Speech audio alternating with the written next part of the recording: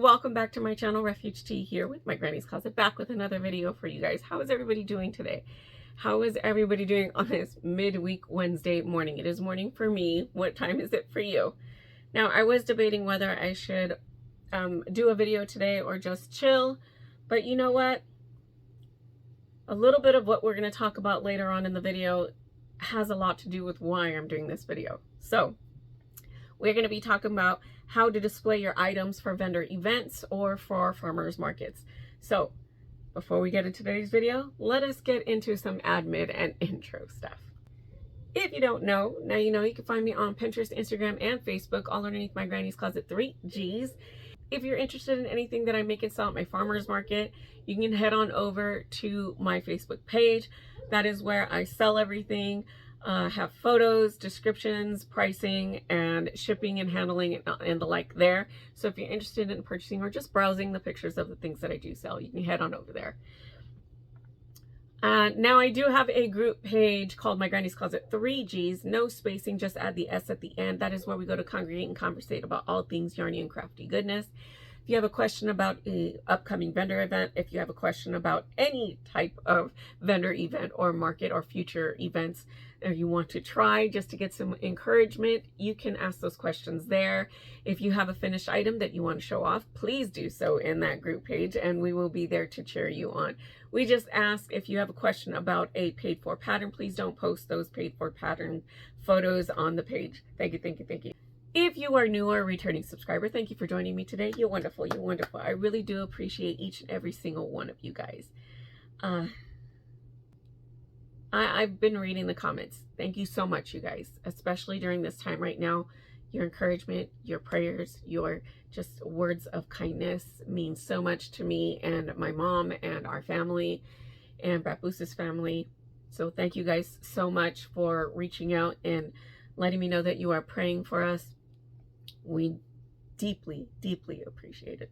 Now, I'm still not up and running to a full 100%, you guys, so we're just going to talk about the t-shirt of the day. Again, it is Gal Gadot.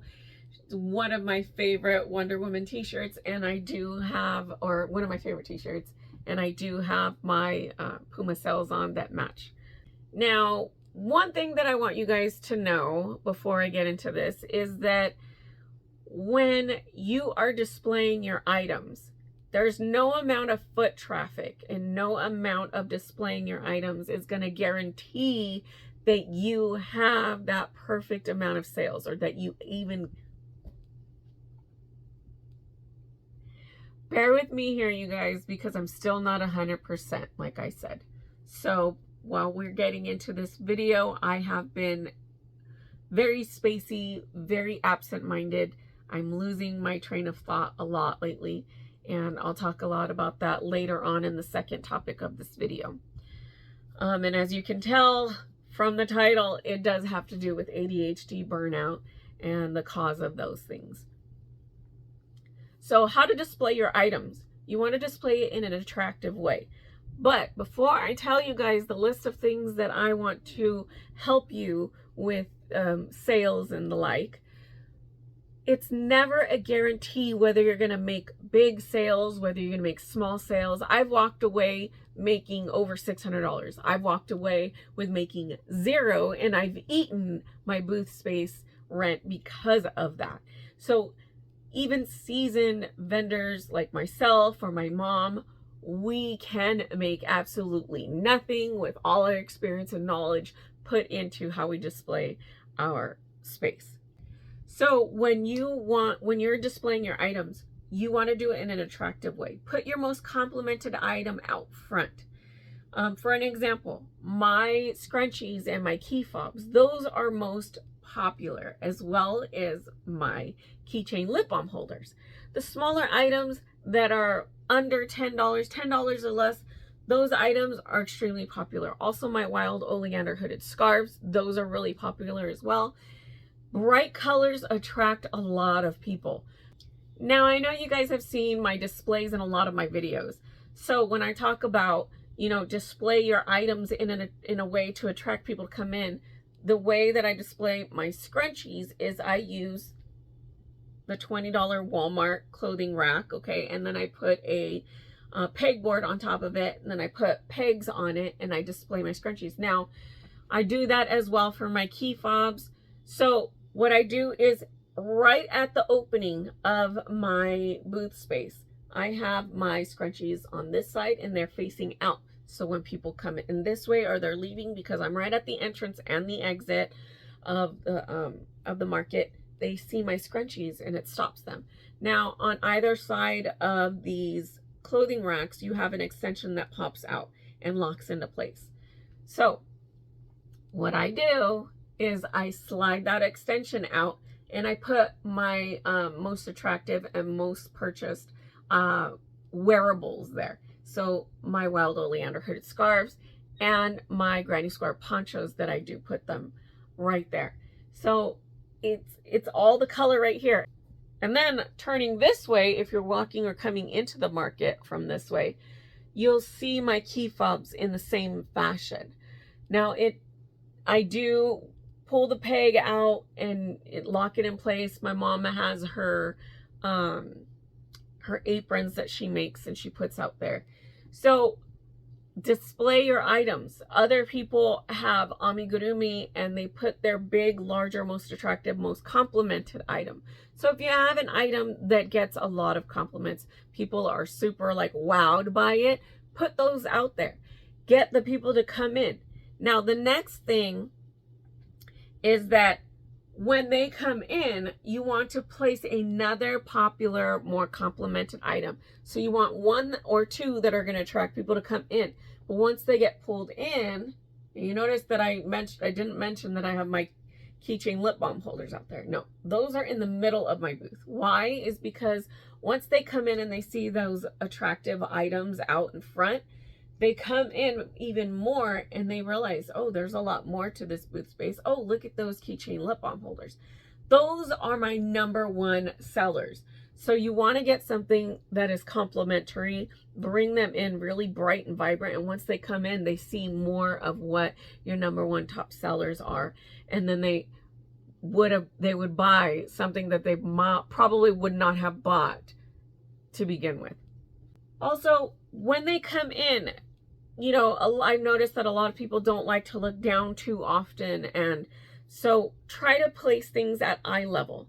When you're selling an item, you want something that's going to be right here for the person to actually see, and place it in a way where it's in the functioning purpose of your item. So if you have a beanie, put it on a doll head. And then I have grid walls. You guys have seen that. So I have my grid walls and I place my doll heads inside the grid wall cubes because I put it in a cube fashion so that it stacks up high, and I put it in a stepping way so it's more alluring and attractive to the eye. So different shapes, different colors, things like that that are unusually placed usually attract the eye. Now I've seen some people put items in buckets. I've tried that. I tried that in the beginning with my scrunchies before I started the whole scrunchie board. All right. But I found that people didn't like to look through the buckets. People did not like to reach in there and go through and pull out. Plus, there's not a lot of space for them to like reach in and pull out an item and place it on the table without disrupting another, you know, display that you have. So I tend to find that folks are not too fond of digging through things, and the less your items are jostled and touched, the better, because they'll last longer, they'll get less stained, less germs, less cross-contamination, okay? Now, like I said, use a 3D display, and grid walls work best to keep things at eye level. Use your canopy to hang things as well, okay? Sorry, I have things written down here, and I'm turning the page. So you want to, like I said, at eye level, so you can use your canopy's border to hang your items as well. So the Dollar Tree, the 99-cent store, they have hangers there. I get all of my hangers there. I use black and green because gray is hard to find in a hanger. Now I know I could find it probably at Walmart, but I have black grid walls and black table covers, so I use that as my display. So black and neon green even though I have black and gray are my regular colors. I just find that black works a little bit more better.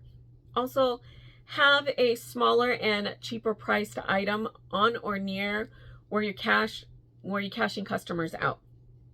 You can make that'll help you make a last minute sale.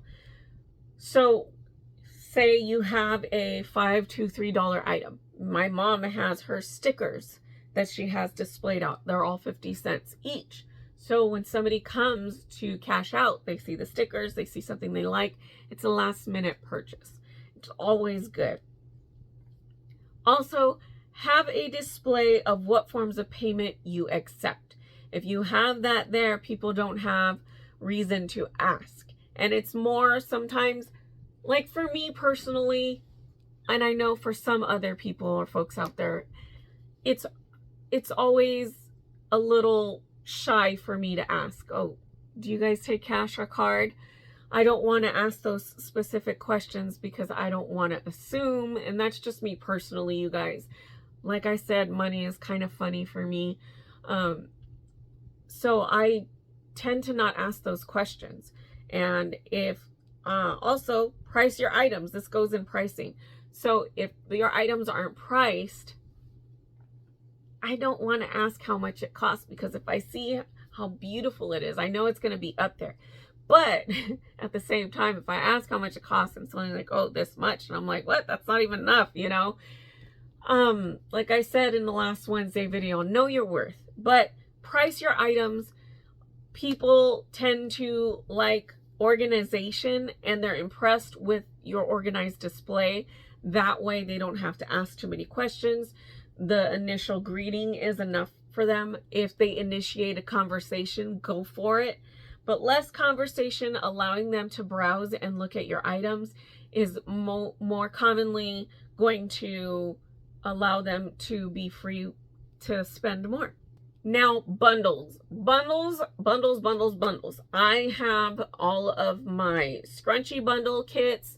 It's just a scrunchie and it comes with the hair claw. I have my lip balm keychain holders with the lip balm in the packet already there. Perfect, easy item, packaged gifts for people to run in and be like, I need a quick and easy gift.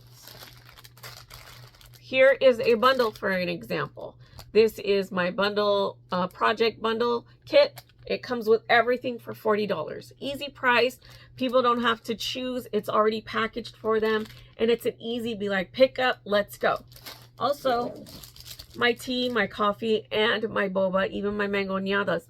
Those ones are extremely popular with the crowd.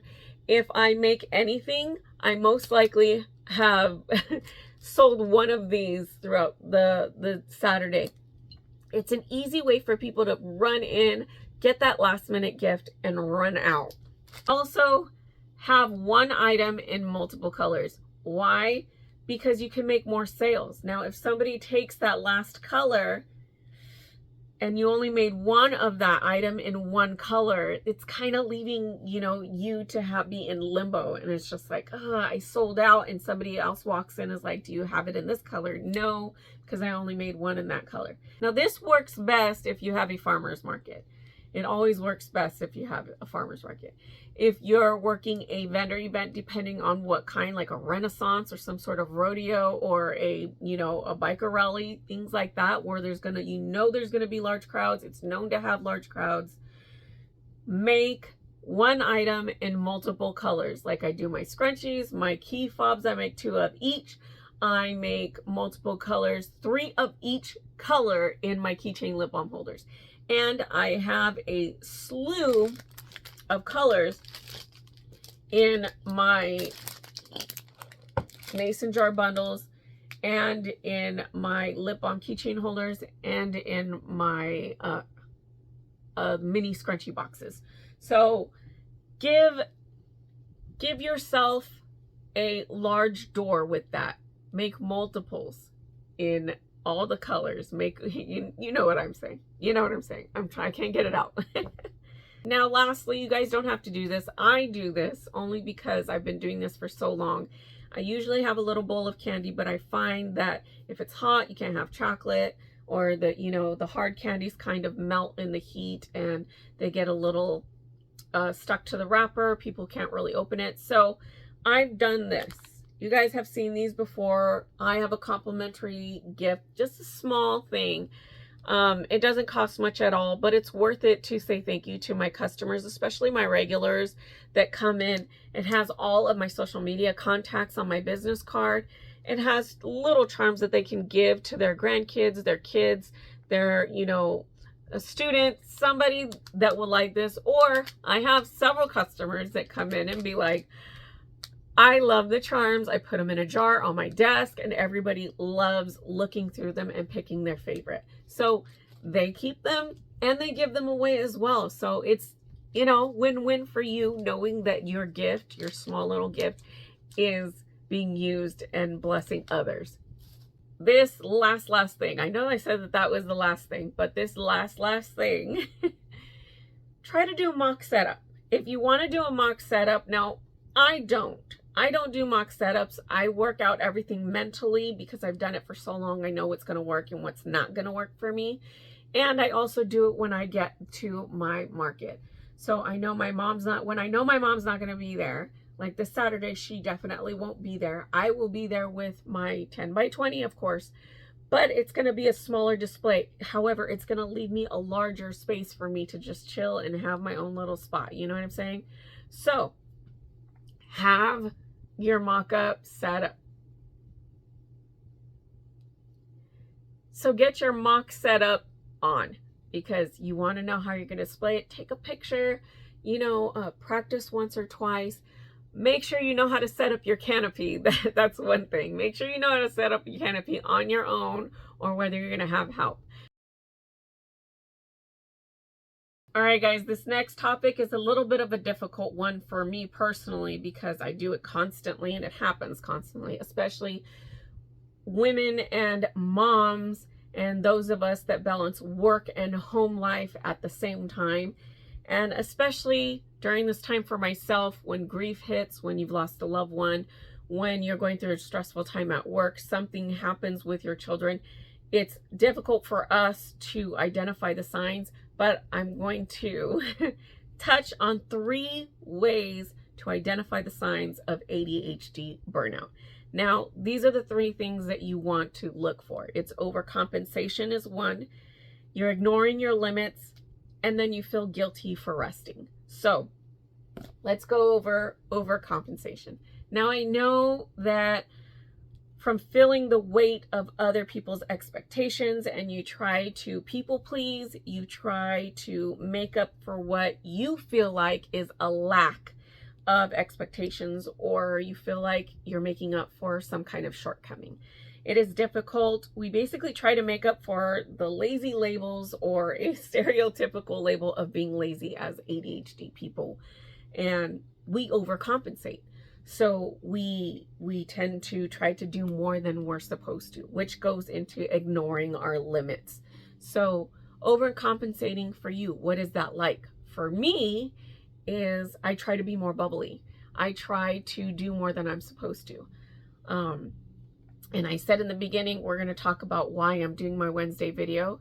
It's because I felt like if I was going to pull away from my Wednesday video, I was going to do it because I was grieving. But that's not the case.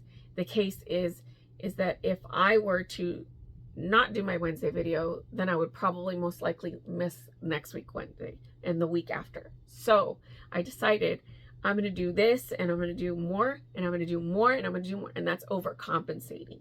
And I'm doing this Wednesday video for a purpose, to show you guys what it's like to overcompensate, to overreach, and to ignore your limits, which is the next one.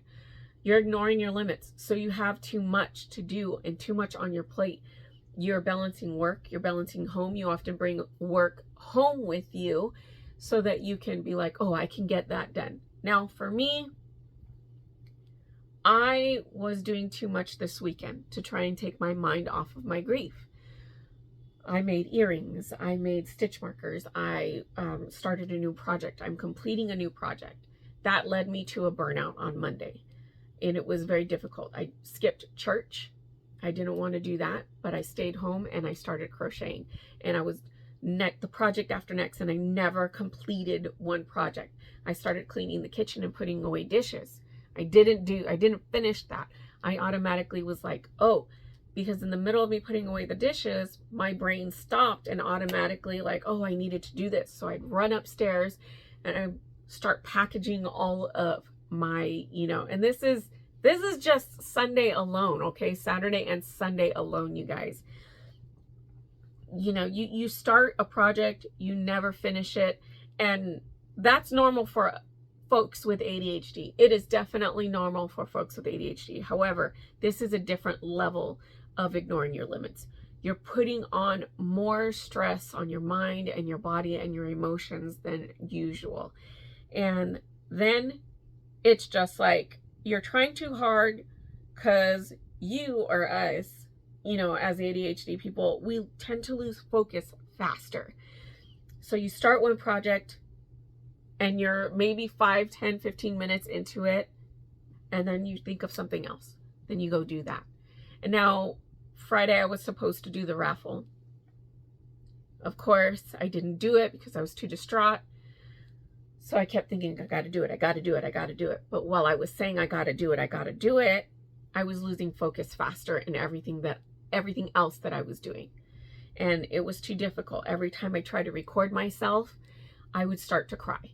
Every time I tried to get to that point to where I needed to compare my list of people compared to the list that Pam had for me, I would start to get emotional because I'd recognize a name and it reminded me of my mom, one of my mom's friends. And then I think of Papoose. Overcompensating, right? So I'm trying to do all of this, ignoring my limits. And it brought me down to this point right here where I'm trying to overcompensate, doing more than I'm supposed to. But in reality, focusing here with you guys is helping a lot. Is helping me a lot to de-stress my brain, to get a lot of this stuff out so that I can help myself realize that yes, I have hit an ADHD burnout. And when we get consumed with overthinking and when we are overwhelmed, we get frustrated and extremely emotional. So it's difficult for us women to realize when we're hitting a burnout, and especially if you're ADHD. We tend to ignore our limits. We overcompensate. And when we get to that point, we get consumed with overthinking. We get consumed and we get overwhelmed. We get consumed and then we hit that wall.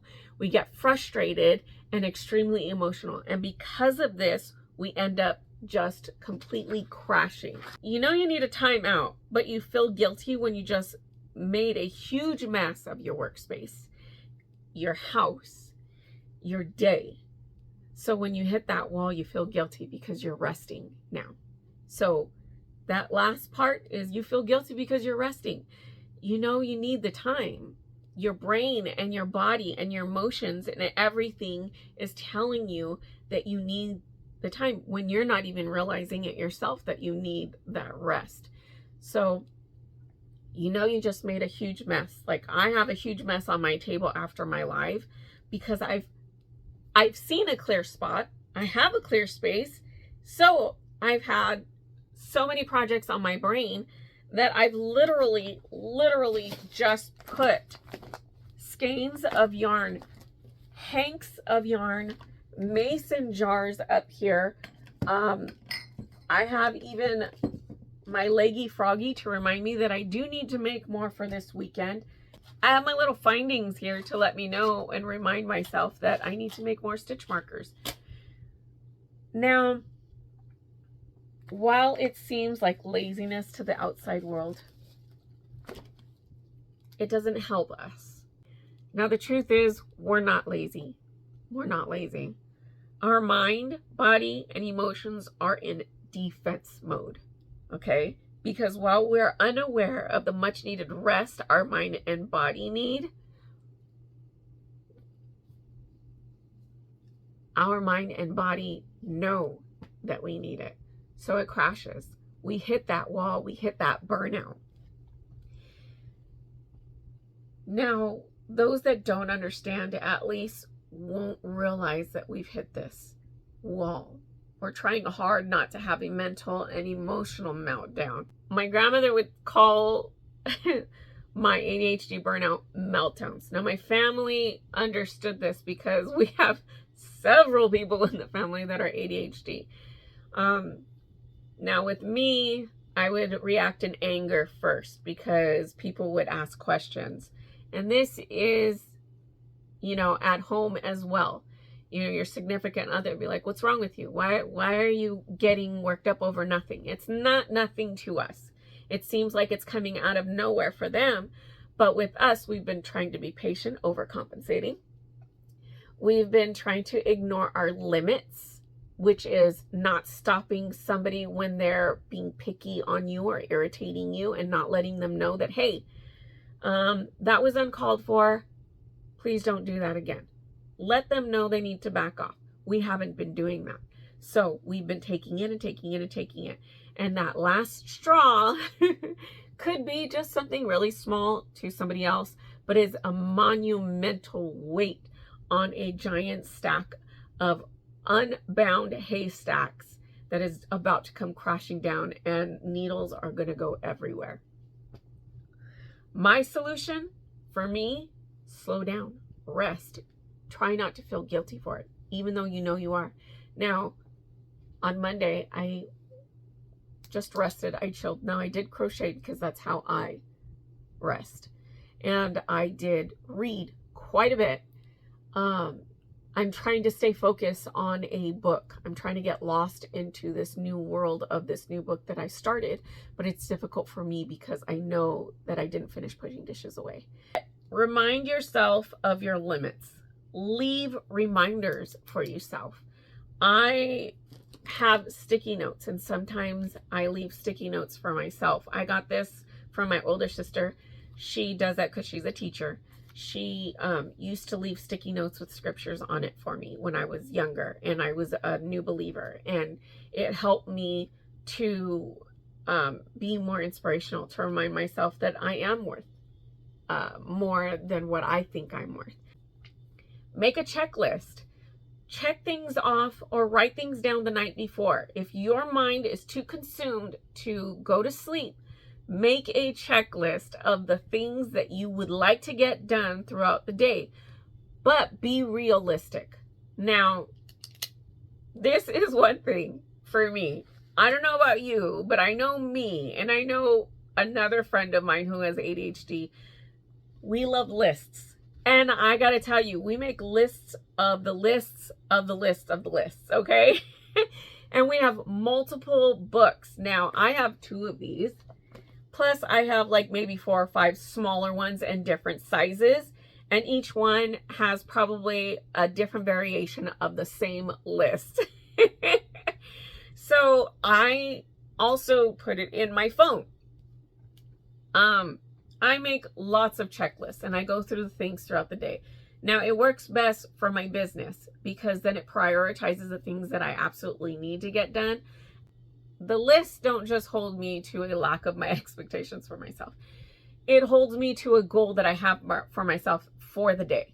And it's just a daily list. You don't have to make a list of, okay, Monday I would like to get these things done. Tuesday I would like to get these things done. Because at the end of Monday, I guarantee you're going to lie awake and you're going to be like, oh my gosh, I need to add this to the list. I need to add this to the list. So it's best if you make a daily list at the end of every day, maybe even a journal, you guys. I used to do a journal. I had my husband do a journal because he just too much stuff goes through our head. You know what I mean? And it's not difficult being married to another ADHD person because, well, he's a different kind of ADHD because there's different kinds, okay? I'm spastastic. And he's a spastastic in a different level. Like, he's like, come on, let's go. Come on, lift that way. You got this. You know, he's that kind of ADHD. And he's very extremely goal-oriented. He's hyper-focused when it comes to goal-orienting. So if I tell him I want to get this done, I can't. Because my mind doesn't work in dictatorship. I can't be dictated to. I can't have somebody always constantly on me like that. That's not how I work. I work in beautiful chaos. Prioritize where you are mentally able to prioritize. So knowing that you don't need to think about a month ahead. You don't. So for an example, me, like I said, you guys, I hit a burnout during this time that I'm grieving in. It is very difficult to stay focused. You guys have noticed that during my Monday video and my today's video, I've been very drab, not very enthusiastic. It's because I've hit a burnout. So to avoid me being completely, stagnant and emotional, I volunteered this week to go be out of the house. I volunteered for the book fair this week, and I forgot I did. I let them know that this is what was going on, and they said, oh no, take your time, don't come in, don't worry about it. And then I was like, you know what, bite the bullet. I don't want to be home alone with my emotional thoughts. I don't want to, be by myself. So let me go volunteer at the school for the rest of the week, see where they need me. Make yourself feel useful. Make yourself feel like you're needed, because you are absolutely 110% needed. I don't know who out there needs to hear this, but you guys are absolutely 110% needed, whether you're hitting a burnout or not, whether you need to be left alone or not and be left to your devices or your thoughts emotionally. Now, I have been really overwhelmed, this week, but because of that, I have just, not allowed myself to sit until Monday. And I was just like, Tuesday kind of was just like, I don't want to sit like that again. I don't want to be left alone to my thoughts like that again. So try, have your day of rest. There's nothing wrong with that. The reason why I did this video is because I hit a ADHD burnout this week. I overcompensated. I ignored my limits.